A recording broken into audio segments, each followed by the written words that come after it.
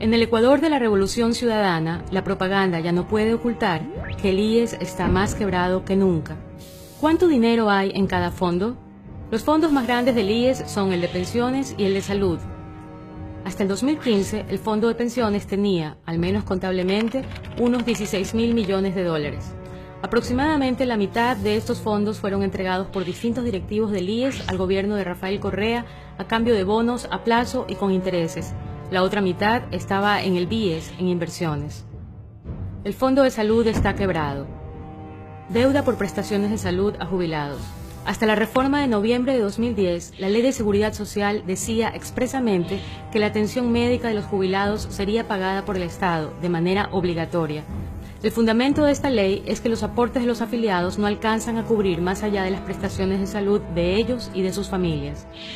Desde el 2008, cuando el presidente Correa pagó parte de la deuda histórica, se rehusó a pagar lo correspondiente a la deuda por las atenciones médicas a los jubilados. Esa deuda continuó creciendo durante su gobierno. Solo en el gobierno de Correa, la deuda por las prestaciones de salud ascendió a 1.875 millones de dólares. Esta deuda proviene de una obligación legal expresa. Había sido auditada por Contraloría y reconocida por el gobierno en 3 convenios de pago en 2008, 2010 y 2012. En marzo de 2015, el director general del IES, José Martínez, remitió un oficio al ministro de Finanzas, Fausto Herrera, solicitándole incluya este rubro en el presupuesto general del Estado. Increíblemente, solo 4 meses después, el nuevo director general del IES, Camilo Torres, declaró nula la deuda al Fondo de Salud por 1.875 millones, por supuesta falta de reglamento. El presidente del IES, Richard Espinosa, luego dijo que la deuda no existía porque todo el dinero pertenece al Estado. El Fondo de Salud ya venía presentando déficit desde 2011, debido a que en 2010 el gobierno extendió la cobertura de salud a hijos de afiliados hasta 18 años sin financiamiento. De ahí proviene la acumulación de las deudas con los proveedores del IES, incluyendo las clínicas privadas. En noviembre de 2015, sobre este tema, el presidente dijo: "No le voy a pagar 20 centavos al IES". Ante la quiebra del Fondo de Salud, la solución del gobierno es sacar dinero del Fondo de Pensiones, lo cual está expresamente prohibido en la Ley de Seguridad Social.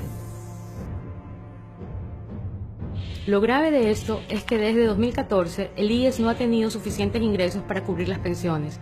En 2014 tuvo un déficit de 14 millones y en 2015 de 400 millones de dólares. En noviembre de 2015, el Consejo Directivo del IES resolvió intercambiar los porcentajes de los fondos de pensiones y salud, destinando el 9.96% al Fondo de Salud y el 5.64% al Fondo de Pensiones. Adicionalmente, el presidente del IES, Richard Espinosa, anunció que en 2016 se sacarán 1.588 millones de las inversiones del Fondo de Pensiones para utilizarlos en el pago de las prestaciones de salud.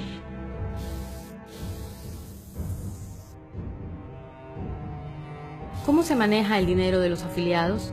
La Constitución ordena que los fondos y reservas del IES serán manejados de manera independiente del dinero del Estado y que ninguna institución del Estado podrá disponer de sus fondos y reservas, ni menoscabar su patrimonio. El dinero de los afiliados está casi en su totalidad en manos del gobierno de Rafael Correa, ya sea como papeles de deuda a plazo o en fideicomisos y préstamos para proyectos del gobierno. Las inversiones en bonos se han hecho de manera directa, sin pasar por el mercado de valores.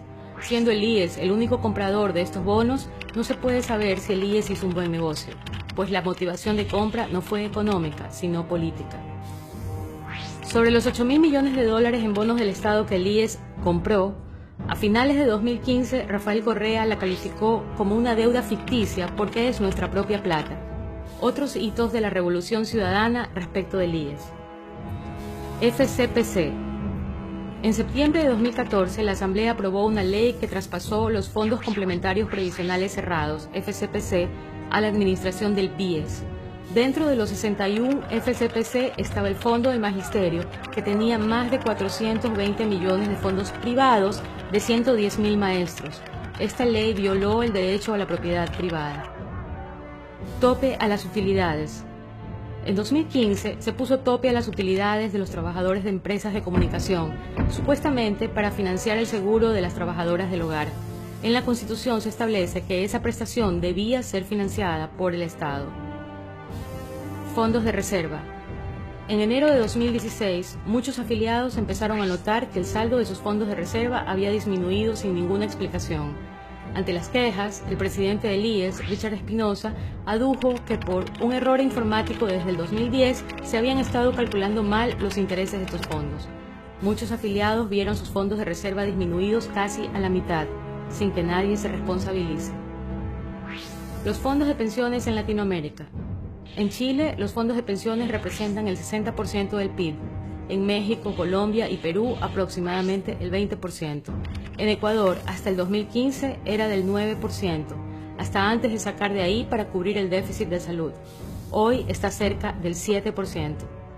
Que no reine la demagogia, que no reine el desfalco, que no reine la quiebra, que no reine indefinidamente.